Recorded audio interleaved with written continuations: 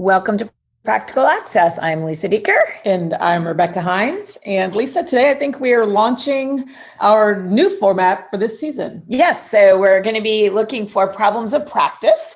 And we have a phone number for you if you'd like to call. It's a Google Voice number. Great little tip for teachers to have a backup to your regular phone number. It's 407-900-9305. Again, it's 407-900-9305. We'll also put that on our Facebook, on our Twitter, and out on the Practical Access podcast site. So in case you're interested, what we're asking you to do is to call in and leave us a problem of practice with just your first name, what you teach, and what your problem is. We don't really want anybody to know you're from school, blah, blah, blah, and the grades and all of that in case it's somebody's kid. So we happen to have a problem of practice today. And we will just play them right straight from the phone. We're going high tech here. How bad? Yeah, I can't wait to hear it. Okay. So teacher sent this in to us, and here's our first problem of practice. Hi, my name is Lisa, and I teach high school English here. And my students attend in person and online, and I'm on a semi-block schedule. So some classes meet for 60 minutes, and some meet for 90 minutes. So I have a two-part question for today. So my first part is that my students aren't required to keep their cameras on during class. So many disappear throughout the lesson. How can I keep them engaged enough to stay all class period? And then the second part is that I have several students with dyslexia, so online learning is really difficult for them because there's so much reading. How can I structure class to best meet their needs and accommodations? All right. And just in case you had a little trouble hearing there in the beginning, Lisa, English teacher, 9th grade, and two parts that we got to think about here. One is kids are turning their darn cameras off and leaving. I know that shocks us both. I think we've been victims of doing that ourselves at some point in this world of Zoom. And then the second part is kids with dyslexia. And not only, I was just thinking of Lisa's problem of practice, but not only is it online, but it's also English. It's English, yeah. And she said her classes are 60 minutes and 90 minutes during the block. Yeah. So I think the first thing there, Lisa, obviously, not this Lisa, but Lisa, yes. Lisa the podcast, not both Lisa the teacher. Both of you Lisas, is the obvious, which is chunking the time, because 60 minutes is a long time for anyone to attend to a podcast. So, I mean, even TV shows are half hour in a lot of cases. So I think that chunking is obviously one thing to consider. But I think there's some other ways and other issues that go along with this. So when we try to chunk and kids are at home and then we send them off to do something, then we worry about them coming back. So there's got to be some thought to what are we sending them to do and how are we going to know that they did it? Yeah. And I always say, if you're going to send them away to do something, make it so fun that they'll want to come back. Bring me the most treasured item in your home. Find 2 items related to the main character and convince a peer in a breakout why this is important. And I do think that that's part of it is that chunking, not only chunking, but increasing the novelty. So one of the things I like to talk about is, novelty is king right now. If you've watched any insurance commercials, I ask myself all the time, why do I watch the Geico, you're going to be like your parents someday commercial, or the ostrich laying his head in the sand for an insurance commercial, or my favorite is the human cell phone that jumps in the bag of rice to dry himself out. That's because it's short and it's novel. And I think the longer you're into the time frame, what research shows is the brain likes novelty. And the longer you're in that time frame, the more novel you have to be, but it can't be so weird it doesn't align with what you're teaching. So I think it's going back to what we've talked about a lot of time, keeping that bullseye, keeping that target, but keep thinking about how you add a little bit of novelty. And if you send kids away, have them bring something back that they just couldn't not turn on their camera, or at least turn on their camera to show the item if they don't want to show their face. Well, and as a former language arts teacher, and Lisa, I'm sure you've done this too. I did do alternative book reports all the time that are something specific you could search for, with that idea of go find me something that represents, your understanding of something you read. So if you're looking for a search term, search alternative book reports, and then let's just think about how that might look online. And another thing that I would really recommend, and again, all teachers are doing these things in bits and pieces, but coming up with a very specific procedure, like using checklists. And project-based checklist is a website, a PBL checklist that you can find already checklists for tons of things, and you can customize it to make it your own. There's also on their website right now, there is something about motivation that might help to understand how to put things together in a way that are super formal. We have to teach procedures too, and probably as you're teaching the procedures, it's just like anything else, come up with some convenient patterns. I know, Dr. Dieker, you were talking about some patterns that you're going to be using in your online courses, where it's X number of minutes of doing this, then you come back and do this. So I do think that we have to teach that and reinforce that. And if you're working with kids with disabilities or low motivation, or who just are not good at self-management, it might even need to be incentivized where, you get X points if you get here on time. It's something to draw them back that might even seem traditional.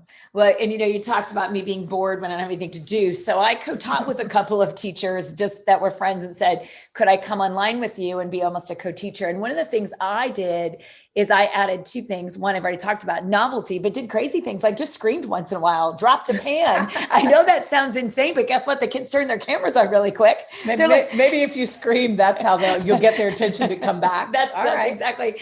But what also I did is when we asked them to come back, they had to check in. And if they didn't want to turn their cameras on, and as we all know, kids have a lot going on in their lives. Maybe it's not, they don't look good. Their home isn't, they don't want to share. They have 6 siblings behind them and it's too confusing. And they have I would say you either have to turn your camera on and give me a thumbs up, or you have to type me in the chat something wonderful about me. And they're all like, they would give me you're crazy, and again, I didn't really want something wonderful, but I wanted to make that connection.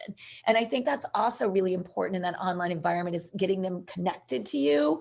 And then think about really novel things like this, like adding, bring your favorite stuffed animal, wear your favorite t-shirt, things that will make them want to turn on something on the camera, even if it's not them.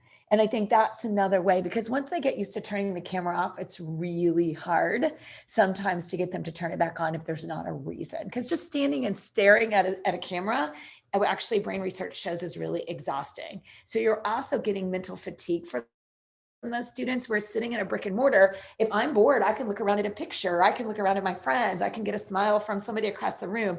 In a Zoom, I'm just looking at the teacher. And so think about that, how you add both that novelty, those engagement ideas, it kind of throughout the class. So you said procedures.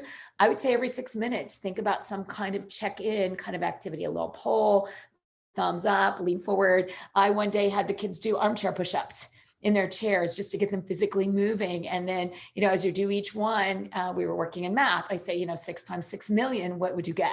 And so thinking about those small kinds of routine things that they come to expect, so they get somewhat of a break too.